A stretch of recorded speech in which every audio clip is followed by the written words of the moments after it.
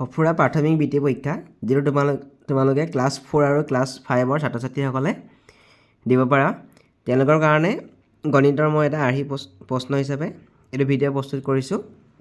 ইয়াত যিখিনি প্ৰশ্ন মই আলোচনা কৰিছোঁ এই প্ৰশ্নখিনি আগৰ বছৰবোৰত প্ৰায় সফুৰা প্ৰাথমিক বৃত্তি পৰীক্ষাত এনেকুৱা প্ৰশ্ন আহিছে। চাওঁচোন আমি প্ৰশ্নবোৰ চাওঁ।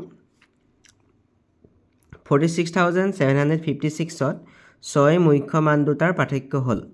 এতিয়া এই 6 মুখ্য মান, এতিয়া মুখ্য মান বুলি নকয় বা নিজা মান বুলি ক'ব পাৰে। মুখ্য মান বা নিজা মান একে।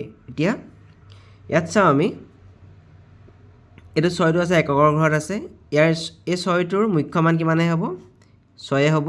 আকৌ এই 6টো আছে একক, দশক, শতক, হাজাৰ ঘৰত। গতিকে এই 6টোৰ মুখ্য মান কিমানেই হ'ব? 6 হ'ব।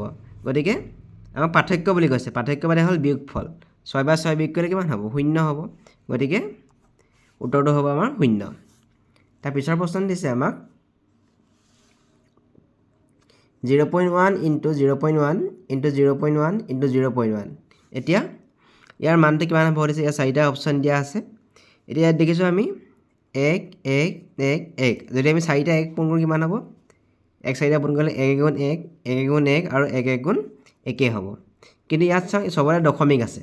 দশমিক চবতে এটা সংখ্যা আগত আছে। ইয়াতো এটা সংখ্যা আগত, ইয়াতো এটা সংখ্যা আগত আৰু ইয়াতো এটা সংখ্যা আগত। গতিকে উত্তৰটো 1 2 3 4 4টা সংখ্যা আগত দশমিক বহিব।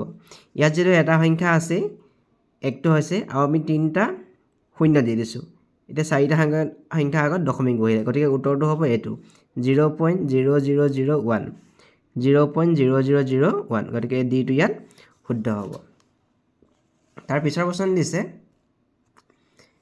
XCIX এই ৰোমান সংখ্যাটোৰ মান তলৰ কোনটো সংখ্যাৰ সমান? এতিয়া ৰোমান সংখ্যা আমি যদি কওঁ X মানে বুজায় কিমান? 10 বুজায়। তাৰপিছত C মানে বুজায় 100 বুজায়। আকৌ L মানে Lটোৱে বুজায় 50 বুজায়। এতিয়া ইয়াত কৈছে XC বুলি ক'লে 100 - 10 হ'ব। তাৰমানে XC মানে কিমান হ'ব? 90 হ'ব। আকৌ IX বুলি ক'লে 10 - 1 মানে 9 হ'ব। 90 + 9 যদি আমি 90 আৰু 9টো যোগ কৰোঁ কিমান হ'ব? 99 হৈ যাব। তাৰমানে XCIX XCটো কিমান বুজালে? 90 আৰু IXটো কিমান বুজালে? 9। তাৰমানে 90 + 9 কিমান হৈ যাব? 99 হ'ব। গতিকে শুদ্ধটো হ'ব অপশ্যন C। তলৰ কোনটো সংখ্যা 3ৰে বিভাজ্য হ'ব? 3ৰে বিভাজ্য হ'লে যিটো সংখ্যা হৰণ কৰিলে হৰণফলটো ভাগশেষটো 0 হ'ব, সেইটো আমি বিভাজ্য বুলি কওঁ। যেনেকৈ 12টো যদি আমি 3ৰে হৰণ কৰোঁ 3 4 × 12, ইয়াৰ ভাগশেষটো কিমান হৈ গ'ল? 0। এতিয়া 3ৰে বিভাজ্য এটা নিয়ম আছে। 3ৰে বিভাজ্য নিয়মটো হৈছে কি? আমি সংখ্যাটোত থকা আমি অংককেইটা যোগ কৰিম। যদি যোগফলটো 3ৰে বিভাজ্য হয় তেতিয়াহ'লে আমি গম পাম যে গোটেই সংখ্যাটো 3ৰে বিভাজ্য হ'ব। এতিয়া 4067, ইয়াত কি কি অংক আছে? 4 0 6 আৰু 7 এইকেইটাক অংক বুলি কয়। আমি যদি এইকেইটা যোগ কৰোঁ 4ৰ লগত 0 যোগ কৰিলে 4 হ'ব, 4 6 10 হ'ব, 10 7 কিমান হৈ যাব? 17। এতিয়া যদি আমি 3 ঘৰ নেওতা মাতোঁ 3 ঘৰ নেওতা মাতিলে আমি 17 সংখ্যাটো নাপাওঁ। তাৰমানে এই অংককেইটাৰ যোগফলটো 3ৰে বিভাজ্য নহয়। যদি 3ৰে বিভাজ্য নহয় এই 4067 সংখ্যাটো 3ৰে বিভাজ্য নহয়। আকৌ এইকেইটা আমি যোগ কৰি চাওঁ 7 6 13, 13 8 21, 21 3 কিমান হৈ গ'ল? 24। 24 সংখ্যাটো যদি আমি 3ৰে বিভাজ্য হ'ব। 3 7 × 24। গতিকে এই গোটেই সংখ্যাটো 3ৰে বিভাজ্য হ'ব। গতিকে ইয়াত অপশ্যন বিটো আমাৰ শুদ্ধ হ'ব। যদি আমি বাকীকেইটা চাওঁ 9 9 18, 18 9 27, 27 2 29। আমি 3 ঘৰ নেওতা মাতিলে আমি 29টো নাপাওঁ। মানে এই 29টো 3ৰে বিভাজ্য নহয়, মানে এই গোটেই সংখ্যাটো 3ৰে বিভাজ্য নহয়। যদি আমি এইকেইটা হিচাপ কৰোঁ 5 9 14, 14 3 17, 17 2 19, 19 3 22। এই 22 সংখ্যাটো 3ৰে বিভাজ্য নহয়। গতিকে এই সংখ্যাটো 3ৰে বিভাজ্য নহ'ব। তাৰপিছত আমাৰ প্ৰশ্ন দিছে 5 নম্বৰ প্ৰশ্নটো 47 সংখ্যাটোক ৰোমান সংখ্যাত লিখিলে হ'ব। 47 সংখ্যাটো ৰোমান সংখ্যাত লিখিলে কোনটো হ'ব সুধিছে। এতিয়া যদি আমি XL মানে L মানে হ'ল 50 আৰু এক্স মানে হৈ গ'ল 10 এক্সেল মানে কিমান হৈ গ'ল 40 40 বুজালে কিমান হ'ব 40 বুজালে এক্সেল লিখিব লাগিব আমি তাৰপিছত 47 কৈছে গতিকে আমি এক্স এল ভি দুটা লাষ্ট এইটো আমি যদি দিওঁ এক্সেল মানে কিমান হৈ গ'ল 40 তাৰপিছত এই ভি মানে হ'ল 5 আৰু এইটো 1 আৰু 1 তাৰমানে এতিয়া বুজাব 40 40 বাজে 45 46 47 গতিকে 47 বুজালে কোনটো বুজাব এক্স এল এইটো হ'ব এক্স এল ভি দুটা লাষ্ট আমি দিব লাগিব গতিকে এইটো হ'ব 47 তাৰপিছত দিছে আমাক দুভাগৰ একত কেইটা ছভাগৰ এক আছে অপশ্যন দিছে আমাক 12টা 3টা 8টা 9টা যদি আমাক এনেকুৱা প্ৰশ্ন দিয়ে আমি দুভাগৰ একত কৈছে দুভাগৰ একটো আমি প্ৰথমতে পাতি ল'ম তাৰপিছত আমি হৰণ কৰি দিম ছভাগৰ একে আমি হৰণ কৰি দিম হৰণ এতিয়া এই হৰণটো কেনেকৈ হ'ব আমি ইয়াত দুভাগৰ এক পাতি ল'ম এতিয়া আমি হৰণ চিনৰ ঠাইত কি চিন দিছোঁ পূৰণ চিন দিলে এই ভগ্নাংশৰ তলত যিটো হৰ আছে ইয়াত হৰটো 6 হয় আৰু লবটো 1 হয় এই 6টো ওপৰলৈ গুচি যাব আৰু 1টো তললৈ আহিব তাৰমানে ছভাগৰ একৰ প্ৰতিক্ৰম তোমালোকে পিছত পাবা কিন্তু এতিয়া কথাটো এনেকৈ বুজি থোৱা যে যেতিয়া আমি হৰণ চিনৰ ঠাইত আমি পূৰণ চিন দিম পিছৰ ভগ্নাংশটো আমি উল্টা কৰি দিম যদি উল্টা কৰোঁ আমি এতিয়া এই একটোৱে কটাকটি গুচি যাব 2 যদি আমি 6 কটাকটি কৰোঁ 2 3 গুণ 6 তাৰমানে কেইটা থাকিব 3টা দুভাগৰ একত কেইটা ছভাগৰ এক আছে আমি লিখিব লাগিব 3টা 2 3 গুণ 6 হ'ল গতিকে ইয়াত বিটো আমাৰ শুদ্ধ তাৰ পিছৰ প্ৰশ্ন দিছে আমাৰ 4 ভাগৰ একত কেইটা 16 ভাগৰ এক আছে আকৌ আমি কি কৰিম 4 ভাগৰ একটো পাতি লৈছোঁ আমি হৰণ কৰি দিম 16 ভাগৰ একে 16 ভাগৰ একে হৰণ কৰিম আকৌ 4 ভাগৰ এক আমি হৰণ চিনৰ ঠাইত দিম পূৰণ চিন এতিয়া এই 16টো আমি ওপৰলৈ গুচি গ'ল আৰু 1টো তললৈ আহিলে আমি এককেইটা কাটি দিব পাৰোঁ 4 যদি আমি 16 কাটোঁ 4 4 গুণ 16 4 4 গুণ 16 গতিকে 4 ভাগৰ একত কেইটা 16 ভাগৰ এক থাকিব 4টা গতিকে অপশ্যন এটোৱে আমাৰ শুদ্ধ তাৰপিছৰ প্ৰশ্ন দিছে আমাক 4ত কেইটা 4 ভাগৰ এক আছে আকৌ আমি 4টো পাতি লৈছোঁ 4টোক আমি হৰণ কৰি দিম 4 ভাগৰ একে এতিয়া হৰণ চিনৰ ঠাইত আমি পূৰণ চিন দিম এই 4টো ওপৰলৈ গুচি গ'ল 1টো তললৈ আহিলে এতিয়া কি হ'ব 4 লগত 4টো পূৰণ হৈ যাব 1টো তলৰ সংখ্যা হয় 4 4 গুণ 16টা তলত আমি 1টো দিব পাৰোঁ নিদিব পাৰোঁ কাৰণ প্ৰতিটো সংখ্যা হৰ হিচাপে 1টো থাকেই গতিকে 4 কেইটা 4 ভাগৰ এক আছে আমি লিখিম 16টা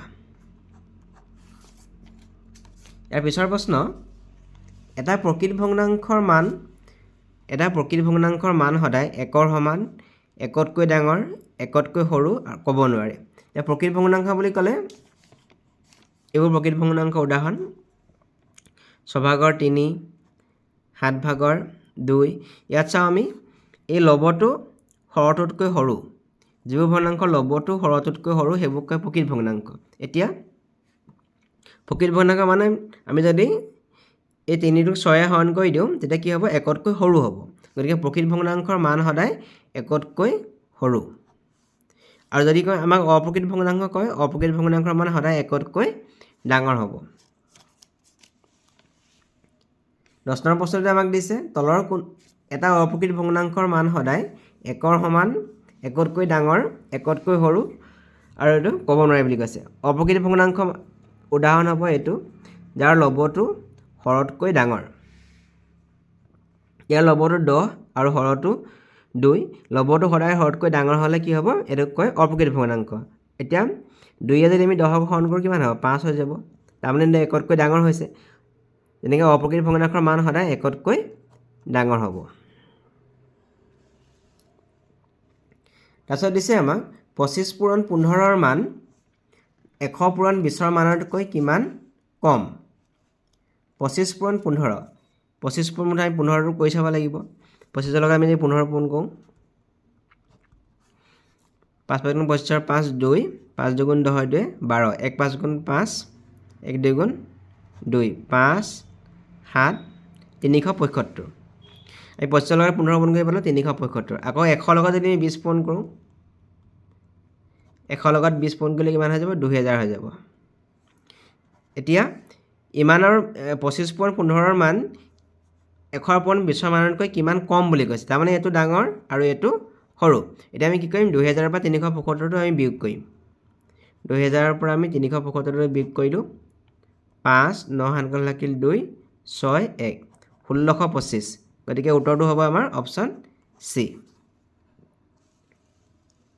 তাৰ পিছৰ প্ৰশ্ন দিছে আমাক তলৰ কোনটো আটাইতকৈ ডাঙৰ 10 ভাগৰ 15 100 ভাগৰ 1 1000 ভাগৰ 250 100 ভাগৰ 35 আমি এইবোৰ দশমিকত প্ৰকাশ কৰি দিওঁ 10 ভাগৰ 15 ইয়াত যেটো 10ৰে হৰণ কৰিলে সদায় এটা সংখ্যা আগত দশমিক বহে গতিকে আমি 1.5 পাতিম এতিয়া ইয়াত 100ৰে হৰণ কৰিছে 100ৰে হৰণ কৰিলে সদায় দুটা সংখ্যা আগত দশমিক বহে ইয়াত যেটো এটা সংখ্যা আছে গতিকে আমি আৰু এটা শূন্য দি লম তাৰ আগত আমি দশমিক বহাম এটো পালো আমি ইয়াত এটো আমি এটো পালো ইয়াত 1000ৰে হৰণ কৰিলে সদায় তিনটা সংখ্যা আগত দশমিক বহে ইয়াত আমি 250 আছে তাৰ আগত আমি দশমিকটো বহাই দিলো ইয়াত 100ৰে হৰণ কৰিছে গতিকে দুটা সংখ্যা আগত দশমিক বহিব আমি দশমিক বহিছে এডখত এতিয়া এত কোনটো ডাঙৰ পালো 1.5 পালো 0.01 পালো 0.250 0.35 গতিকে ডাঙৰটো হ'ব এটো 1.5 তাৰ মানে 10 ভাগৰ 15টো ডাঙৰ হ'ব তাৰ পিছৰ প্ৰশ্ন 1ৰ পৰা 1ৰ ভিতৰত কিমানটা সংখ্যা 4ৰে সম্পূৰ্ণৰূপে বিভাজ্য 14টা 25টা 24টা 20টা তাৰ মানে 4ৰে বিভাজ্য হোৱা প্ৰথম সংখ্যাটো হৈছে 4 কাৰণ 4 × 4 তাৰ পিছৰ সংখ্যাটো 4 × 8 4 3 × 12 4 4 × 16 এই সংখ্যাবোৰ 4ৰে বিভাজ্য হয় যদি আমি এনেকৈ গৈ থাকোঁ 1ৰ ভিতৰত যদি আমি পাওঁ আমি তাৰ সংখ্যাটো হ'ব 96 হ'ব এই 96 টো আমি চাওঁ 4 2 × 8 16 4 4 × 16 তাৰ মানে 4য়ে 96ক হৰণ কৰিলে কিমান পাম আমি 24 পালো তাৰ মানে কিমানটা সংখ্যা আছে 4 8 12 16 তাৰ পিছতো কিমান হ'ব 20 তেনেকৈ গৈ গৈ কিমান হ'ব আমাৰ 96 লৈকে পাবলৈ হ'লে সংখ্যা থাকিব 24টা গতিকে উত্তৰটো হ'ব অপশ্যন বি তাৰ পিছৰ প্ৰশ্ন দিছে আমাক 247 আৰু 89 সংখ্যা দুটাৰ যোগফলৰ এককৰ অংকটোৰ 4 গুণৰ মান হ'ব এটা আমি যোগ কৰিবলৈ লাগে 247 আৰু 89 9 9 16 6 1 1 5 5 8 13 3 1 1 2 3 336 পালো ইয়াৰ এককৰ অংকটো কিমান হ'ব ইয়াত 6 অংকটোৰ 4 গুণৰ মান তাৰ 4 গুণ মানে পূৰণ কৰিব লাগিব 4 6 গুণ 24 গতিকে শুদ্ধটো হ'ব অপশ্যন এ 15 নম্বৰ প্ৰশ্ন দিছে তলৰ কোনটো সংখ্যা 2ৰে বিভাজ্য নহয় 2ৰে বিভাজ্য হ'বলৈ সংখ্যাটো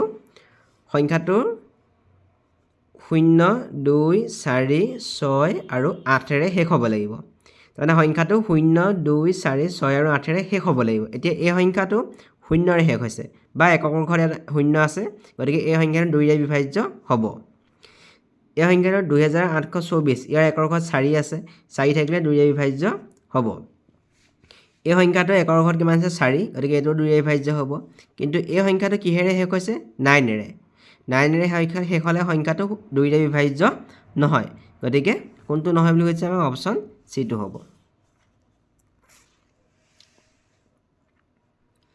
তাৰপিছত দিছে তুমি 1:35 ৰেলেৰে যাত্ৰা আৰম্ভ কৰি 3 ঘণ্টা 40 মিনিটৰ পাছত ৰেলৰ পৰা নামিলা তুমি কেই বজাত ৰেলৰ পৰা নামিলা ইয়াৰ সময় দিছে 1:35 আৰু তাৰ পিছত কিমান ঘণ্টা যাত্ৰা আৰম্ভ কৰিলে বুলি কৈছে 3 ঘণ্টা 40 মিনিট আমি এটা যোগ কৰিব লাগিব 1:35 টো আমি এনেকৈ যোগ কৰি দিছোঁ আৰু 3 ঘণ্টা 40 মিনিটৰ পিছত ৰেলৰ পৰা নামি আমি যোগ কৰি দিওঁ 5 7 4 ঘণ্টা এইটো 75 মিনিট হ'ল এফালৰখিনি ঘণ্টা আৰু এইখিনি মিনিট আমি জানো যে এতিয়া 60 মিনিট মানে হ'ল 1 ঘণ্টা হ'ব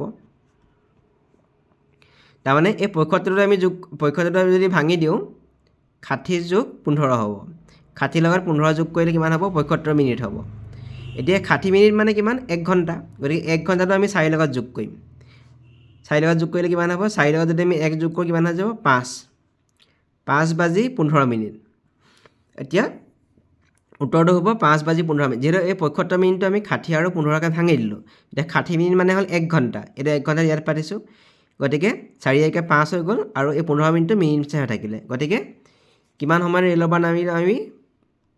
5:15 হ'ব। গতিকে ইয়াত অপশ্যন কোনটো শুদ্ধ হ'ব? অপশ্যন চিটো শুদ্ধ হ'ব।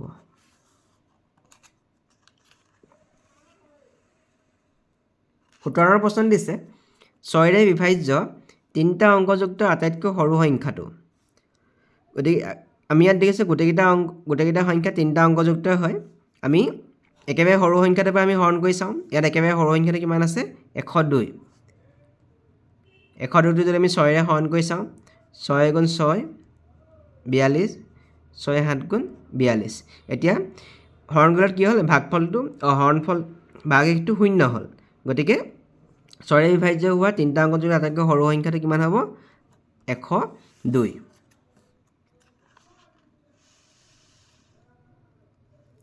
18 নম্বৰ প্ৰশ্ন, এটা সংখ্যা 2 আৰু 3 উভয়ৰে বিভাজ্য হ'লে তলৰ কোনটো সংখ্যাৰে সংখ্যাটো সম্পূৰ্ণকৈ বিভাজ্য হ'ব? এটা সংখ্যা যদি 2ৰে বিভাজ্য হয়, 3ৰে বিভাজ্য হয়। আমি ধৰি লৈছোঁ এটা সংখ্যা 12, উদাহৰণ হিচাপে ধৰিছোঁ 12টো 2ৰে বিভাজ্য হ'ব। 2 × 6 = 12। আকৌ এই 12 সংখ্যাটো 3ৰে বিভাজ্য হ'ব। 3 × 4 = 12। এতিয়া এই সংখ্যাটো কোনটো? যদি এটা সংখ্যা 2ৰে বিভাজ্য হয়, 3ৰে বিভাজ্য হয়, তেনেহ'লে সংখ্যাটো 6ৰে বিভাজ্য হ'ব। আমি যদি 6ৰে হৰণ কৰি চাওঁ, 6 × 2 = 12। গতিকে এটা সংখ্যা যদি 2ৰে বিভাজ্য হয় আৰু লগতে 3ৰে বিভাজ্য হয়, সংখ্যাটো 6ৰে বিভাজ্য হ'ব। গতিকে অপশ্যন বিটো শুদ্ধ।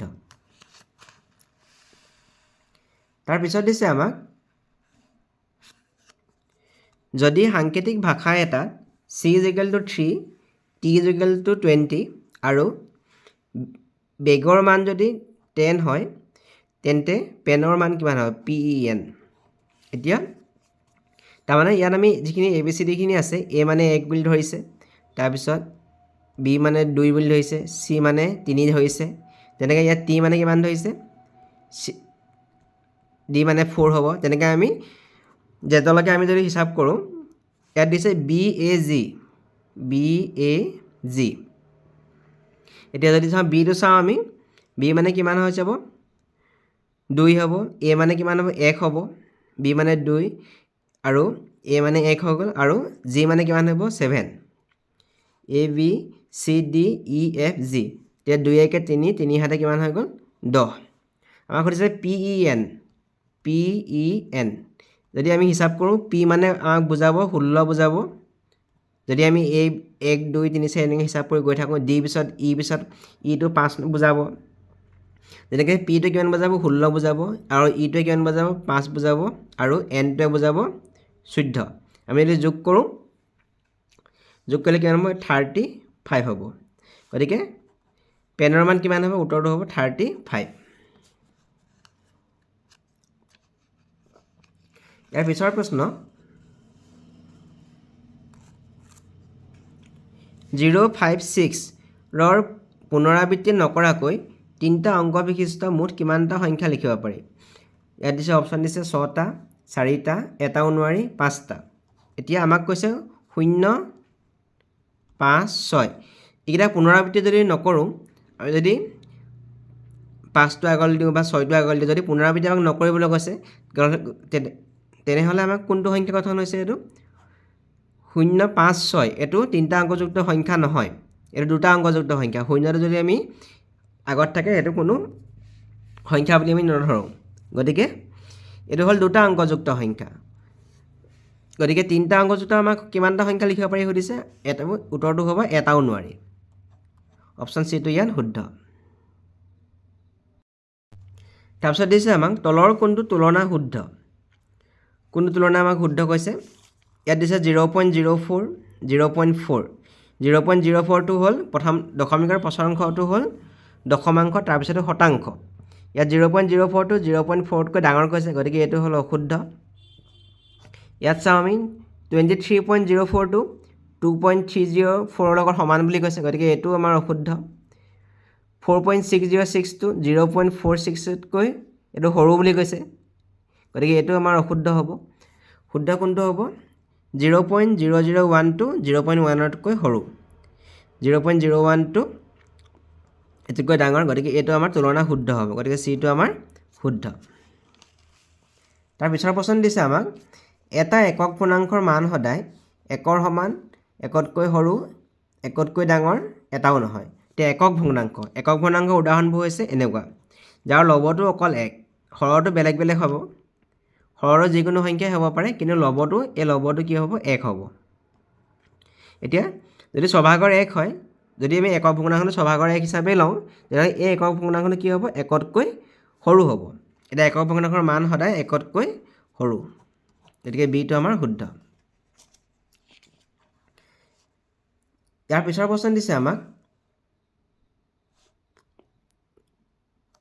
PQR হৰণ 17 সমান 25 হলে PQRৰ মান হ'ব আমাক PQR তিনিটা বিশেষ সংখ্যা এই তিনিটা সংখ্যাক 17ৰে হৰণ কৰিছে 25 হৈছে তেতিয়াহ'লে PQRৰ মান কিমান হ'ব সুধিছে আমি এনেকুৱা যদি থাকে আমি জানো যে হৰণৰ বিপৰীত প্ৰক্ৰিয়াটো হৈছে পূৰণ আমি 17 আৰু 25টো আমি কি কৰি দিম পূৰণ কৰি দিম আমি কি কৰিম এই 25 আৰু 17টো আমি পূৰণ কৰিম 25 আৰু 17 পূৰণ কৰিছোঁ 7 5 গুণ 25 5 3 7 2 গুণ 14 3 17 1 5 গুণ 5 2 5 7 5 12 2 1 কিমান পালোঁ আমি 425 পালোঁ আমাৰ ইয়াত দিয়া আছিলে PQR কিমান পালোঁ আমি 425 তাৰমানে P মানে কিমান 4 Q মানে 2 আৰু R মানে 5 গতিকে শুদ্ধটো হ'ব আমাৰ P = 4 Q = 2 R = 5 এই সিটো ইয়াৰ শুদ্ধ হ'ব তলৰ কোনটো 20 × 5 + 40 সমান এতিয়া ইয়াত দেখিছোঁ আমি পূৰণো আছে যোগো আছে আমি প্ৰথমতে পূৰণটো কৰি ল'ম 20 লগত 5 পূৰণ কৰিলে কিমান হৈ যাব 100 হ'ব তাৰপিছত 40 যোগ কৰিলে কিমান হ'ব 140 হ'ব তাৰমানে আমি আনসাৰটো পাব লাগে এইখিনি কৰি পাব লাগে 140 পাব লাগে আমি যদি চাওঁ 200 লগত আমি 100 পূৰণ কৰিলে কিমান হ'ব এটো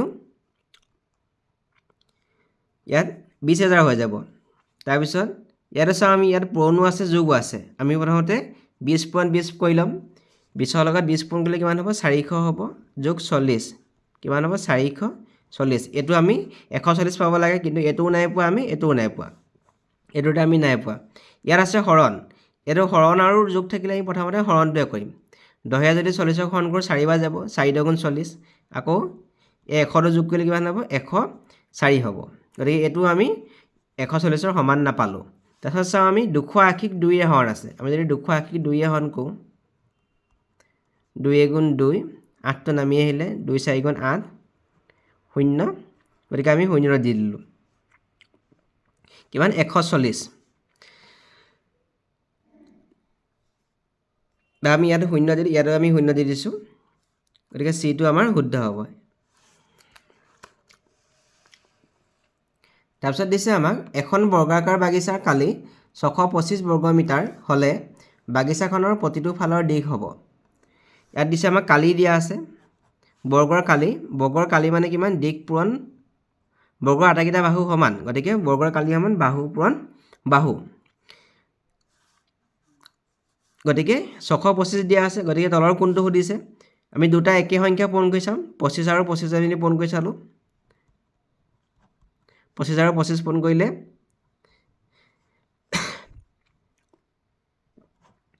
5 2 6 কিমান পালোঁ বাহু পূৰণ বাহু এইটো প্ৰতিটো বাহু যেতিয়া এইটো বাহু হ'ব এইখিনি বাহু হ'ব তাৰমানে প্ৰতিটো বাহু যেতিয়া 25 আৰু 25 হ'ব তেতিয়া আমি কি কৰিম ইয়াৰ কালিটো কিমান হ'ব 625 বৰ্গমিটাৰ হ'ব গতিকে উত্তৰটো হ'ব 25 মিটাৰ তাৰপিছত দিছে আমাক খালী ঘৰৰ তলৰ কোনটো সংখ্যা বহুৱালে 3 4 এইটো খালী ঘৰ 2ৰে বিভাজ্য হ'ব এতিয়া আমি 2ৰে বিভাজ্য হ'লে আমি গম পাম যে সংখ্যাটো কিহেৰে শেষ হ'ব লাগিব 0 2 4 6 আৰু 8ৰে শেষ হ'ব লাগিব যেহেতু এইটো সংখ্যা 6ৰে শেষ